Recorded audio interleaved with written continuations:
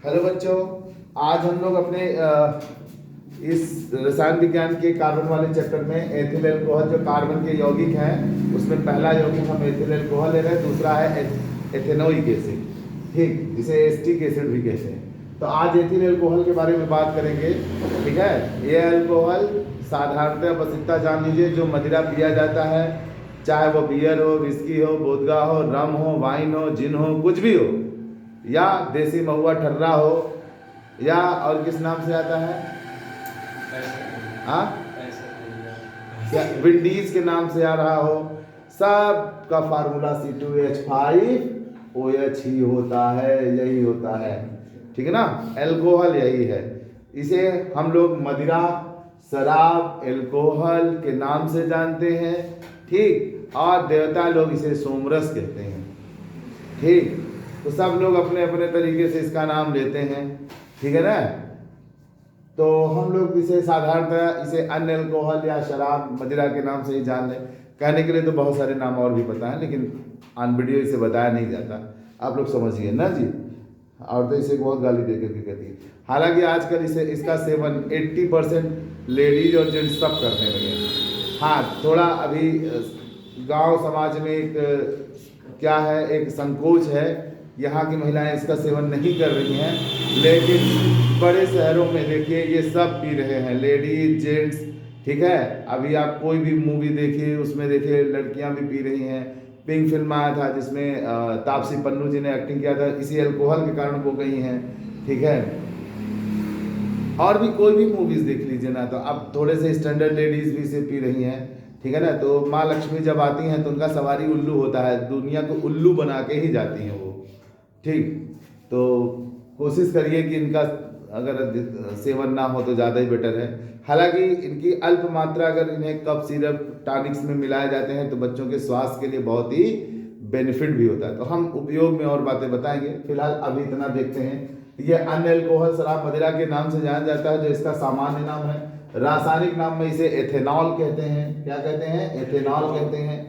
इसका अणुसूत्र C2H5OH भी लिख सकते हैं, CH3CH2OH भी लिख सकते हैं, चाहे जैसे लिख ले, बात एक ही है। संरचना सूत्र में हमने बॉन्ड को अकेले कर दिया है, सबको बिखेर कर लिख दिया है। कार्बन के 3 हाइड्रोजन अलग किया, दोनों हाइड्रोजन दूसरे कार्बन के अलग किया, और OH को इस तरह से रखा। अणुभार इनका 46 होता है, अणुभार इनका 46 होता है। अवस्था, किस अवस्था में पाया जाता है अल्कोहल? तरल अवस्था में पाया जाता है। और क्वथनांक इनका 78.1 डिग्री सेल्सियस होता है, जबकि प्रकृति इनका बहुत दुर्बल अम्लीय होता है। अगर इनका यच ना निकले तो ये उदासीन होते हैं, लिटमस पेपर पर कोई प्रभाव नहीं डालते हैं। लेकिन यदि इनको आयोनाइज किया जाए तो ये एक दुर्बल अम्ल है, क्योंकि ये H+ देते हैं, प्रोटॉन देते हैं, और जो प्रोटॉन देता है वो अम्ल कहलाता है।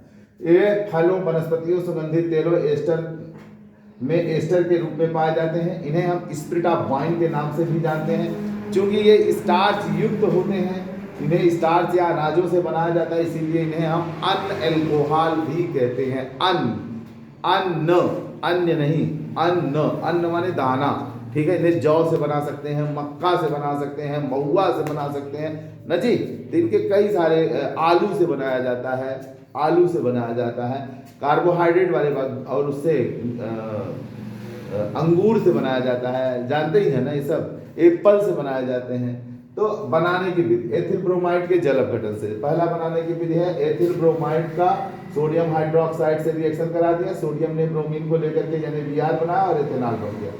इसी तरह से एथिल ब्रोमाइड को अगर सिल्वर हाइड्रोक्साइड से रिएक्शन कराते हैं तो एथेनॉल प्राप्त होता है और सिल्वर ब्रोमाइड अलग हो जाता है। एथिल एसीटेट के जल अपघटन से, एथिल एसीटेट है और इसका जलीय KOH से रिएक्शन कराएंगे तो देखिए बॉन्ड यहाँ ब्रेक करता है, बॉन्ड यहाँ C2H5 और O के बीच में जो ये बॉन्ड है यहाँ ब्रेक करेगा, टूटेगा। तो C2H5 और इसका OH मिल करके क्या बना लेंगे? C2H5OH।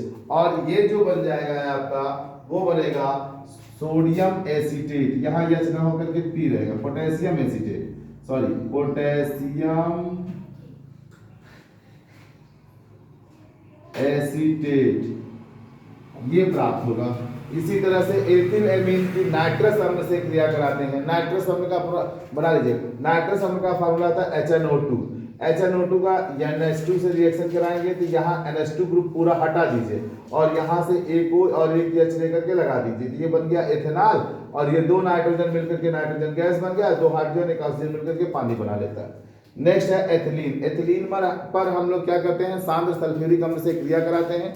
जैसे ही सांद्र सल्फ्यूरिक अम्ल से क्रिया कराएंगे एक हाइड्रोजन यहाँ पर आकर के लग जाएगा, ये CH3 हो जाएगा और ये बनेगा CH2HSO4 जिसका नाम है एथिल हाइड्रोजन सल्फेट। इस एथिल हाइड्रोजन सल्फेट का हम जल अपघटन करा लेते हैं पानी से, तो एक पानी का HSO4 के पास आता है, H2SO4 बन जाता है। अब यह प्राप्त H2SO4 तन होता है और जो यहाँ मिलाया जाता है वह सांद्र रहता है, याद रखिएगा। तो तन सल्फ्यूरिक एसिड मिलता है और साथ में हमको क्या मिल जाता है, एथेनॉल मिल जाता है। आते हैं नेक्स्ट एस्टल्डिहाइड के अपचयन से। एस्टल्डिहाइड CH3CHO है, अगर हम पैलेडियम की उपस्थिति में इसका अपचयन कराते हैं, हाइड्रोजन देते हैं तो यह किसमें कन्वर्ट हो जाता है। देखिए यहाँ पे क्या है HOCHO, तो OH को अलग कर दिया, दोनों हाइड्रोजन यहाँ आ जाएंगे तो CH2OH हो जाएगा ना। तो इस तरह से ये क्या बन गया, एथेनॉल। किण्वन से, किण्वन अंग्रेजी में इसे फर्मेंटेशन कहते हैं, किण्वन को अंग्रेजी में फर्मेंटेशन कहते हैं। अब फर्मेंटेशन होता क्या है, तो फर्मेंटेशन होता है जटिल कार्बनिक यौगिकों को कीड़ बने सूक्ष्म कीड़े, सूक्ष्म कीड़ों की उपस्थिति में उसे सरल कार्बनिक यौगिकों में बदल देने की क्रिया ही क्या कहलाती है, किण्वन कहलाती है। और जिन सूक्ष्म कीड़ों का उपयोग किया जाता है किसमें, जटिल कार्बनिक यौगिक को सरल में बदलने के लिए उसे किण्व कहते हैं। क्या कहते हैं, सूक्ष्म कीड़ों को क्या कहते हैं, किण्व कहते हैं। तो जटिल कार्बनिक यौगिक का किण्व की उपस्थिति में धीरे धीरे अपघटित होकर सरल यौगिकों में बदलना ही किण्वन कहलाता है। जैसे दूध से दही का बनना, जैसे सिरके का बनना, जैसे दूध या गीले आटे को कुछ देर के लिए रख दे और वह क्या हो जाता है, खट्टा। मट्ठा को कई दिनों तक रख दीजिए या 1-2 दिन, तो देखिए धीरे धीरे क्या होने लगता है, खट्टा। तो किसमें, लैक्टोबैसिलस उसमें बढ़ने लगता है।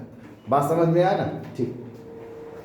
किण्वन द्वारा एथिल अल्कोहल के निर्माण की औद्योगिक विधि, औद्योगिक विधि में क्या आता है, ठीक। औद्योगिक माने इंडस्ट्रियल प्रोसेस, ज्यादा मात्रा में जब पैदा करना हो तो सीरा से एथिल अल्कोहल बनाते थे। सीरा में किसका उपयोग करते हैं, सुक्रोज का जल अपघटन कराते हैं। इन्वर्टेज एंजाइम की उपस्थिति में ग्लूकोज और फ्रक्टोज नाम के 2 कार्बोहाइड्रेट प्राप्त होते हैं।